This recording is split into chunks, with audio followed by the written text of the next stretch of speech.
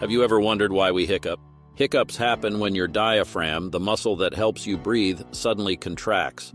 It's like a spasm that forces air into your lungs. But here's the funny part. Your vocal cords snap shut right after, creating that familiar hic sound. Now, why does this happen? Well, some scientists believe it's a leftover reflex from our evolutionary past. Imagine our ancient ancestors, amphibians. They used a similar reflex to gulp air and water while living in aquatic environments. But what triggers hiccups today? It could be eating too fast, drinking carbonated drinks, or even stress. Your brain sends mixed signals to your diaphragm and boom, hiccups. Fortunately, there are ways to stop them. Holding your breath or drinking water disrupts the signal and can reset your diaphragm. So next time you get the hiccups, just remember, your body is holding on to a quirky piece of history.